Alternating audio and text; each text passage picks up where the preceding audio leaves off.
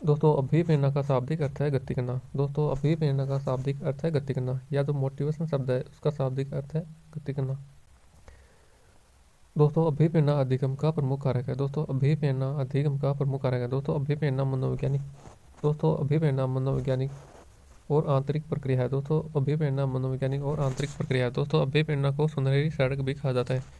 दोस्तों जो फर्स्ट परिभाषा है वो है क्रो एंड क्रो की। दोस्तों फर्स्ट परिभाषा है क्रो एंड क्रो की। क्रो एंड क्रो के अनुसार अभिप्रेरणा का संबंध सीखने में रुचि उत्पन्न करने से है, इसी रूप में वह सीखने का आधार भी है। दोस्तों क्रो एंड क्रो के अनुसार अभिप्रेरणा का संबंध सीखने में रुचि उत्पन्न करने से है, इसी रूप में वह सीखने का आधार भी है। तो दोस्तों इस परिभाषा को याद करने की ट्रिक है दोस्तों क्रो क्रो यानी कौवा। दोस्तों आपको क्रो क्रो यानी कौवा याद रखना है। दोस्तों कक्षा 1 व 2 में कौवा की कहानी का संबंध सीखने में रुचि उत्पन्न करने से है। दोस्तों इसी रूप में वह सीखने का आधार भी है। दोस्तों कक्षा 1 व 2 में कौवा की कहानी का संबंध सीखने में रुचि उत्पन्न करने से है, इसी रूप में वह सीखने का आधार भी है।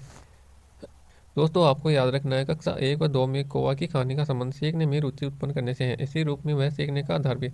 दोस्तों हम कक्षा 1 व 2 में जो कौवा की कहानी पढ़ते आए हैं या जो पढ़ रहे हैं, उस कहानी का संबंध दोस्तों सीखने में रुचि उत्पन्न करने से है, और दोस्तों इसी रूप में वह सीखने का आधार भी है।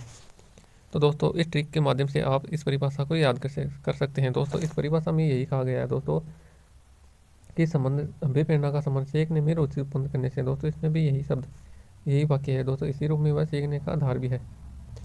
तो इस ट्रिक के माध्यम से आप इसको याद कर सकते हैं। वुडवर्थ की परिभाषा कहीं है, तो दोस्तों वुडवर्थ की परिभाषा है दोस्तों कि अभिप्रेरणा वह तात्कालिक बल है जो व्यवहार को ऊर्जा प्रदान करता है। दोस्तों इस परिभाषा को याद करवा की ट्रिक है दोस्तों वुडवर्थ यानी वुड। दोस्तों अपन वुडवर्थ यानी वुड याद रखना है, और दोस्तों वुड यानी लकड़ी। दोस्तों आप पढ़ना है वुड यानी लकड़ी हुआ है। दोस्तों वुड में या लकड़ी में वह तात्कालिक बल हुआ है जो ऊर्जा प्रदान करता है। दोस्तों वुड व लकड़ी में वह तात्कालिक बल है जो ऊर्जा प्रदान करता है। दोस्तों इस परिभाषा में यह किया है कि अभिप्रेरण में वह तात्कालिक बल है जो व्यवहार को ऊर्जा प्रदान करता है। दोस्तों तात्कालिक बल और ऊर्जा प्रदान करता है, दोनों शब्द इसमें भी है। दोस्तों लकड़ी एंड वुड तात्कालिक बल है जो अपन ऊर्जा प्रदान करे है। दोस्तों जो नेक्स्ट परिभाषा है, दोस्तों जो अगली परिभाषा है वह है रिल्ली और लेविस की। दोस्तों जो अगली परिभाषा है वह है रिल्ली एंड लेविस की। दोस्तों रिल्ली एंड लेविस के अनुसार अभिप्रेरण एक ऐसा बल है जो व्यक्ति के भीतर से उत्पन्न होता है। दोस्तों रिल्ली व लेविस के अनुसार अभिप्रेरण एक ऐसा बल है जो व्यक्ति के भीतर से उत्पन्न होता है। तो दोस्तों अपन इन परिभाषा याद करवा की ठीक है। दोस्तों रिल्ले यानी शॉर्ट वीडियो। दोस्तों जो रिल्ले या शॉर्ट वीडियो आप देखा हाँ बीस आप अपन रिल्ले याद रखना है। दोस्तों री यानी रिल्ली याद रखना है, और ले यानी लेविस। री यानी रिल्ली याद रखना है और ले यानी लेविस।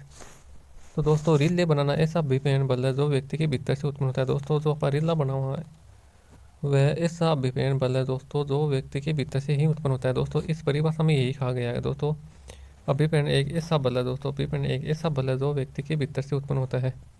तो दोस्तों अपन ये याद रखना है कि जो अपन रील या जो वीडियो शॉर्ट वीडियो बनावा हाँ वो ऐसा अभिप्रेरण बल है जो अपना मन से या अपने भीतर से ही उत्पन्न हुआ है, जना आप वीडियो व रीला बना सका।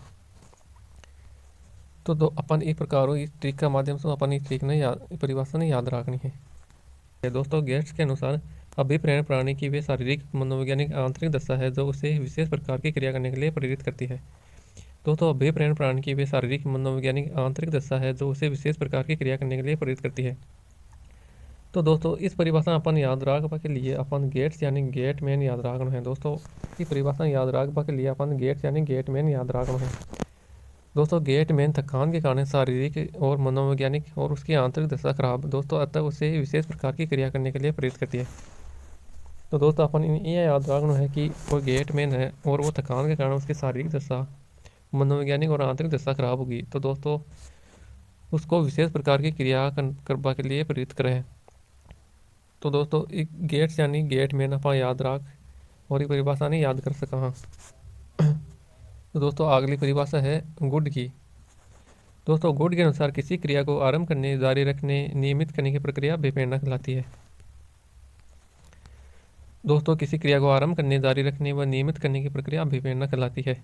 तो दोस्तों ये परिभाषा अपन याद रख के लिए जो ट्रिक है दोस्तों वह ट्रिक है किसी गुड क्रिया को आरंभ करने जारी रखने और नियमित करने के लिए अभिप्रेरणा जरूरी है। दोस्तों कोई भी अच्छी या कोई भी गुड क्रिया वह बिना आरंभ करा और बिन जारी रखा और नियमित करने के लिए अभिप्रेरणा जरूरी होती है।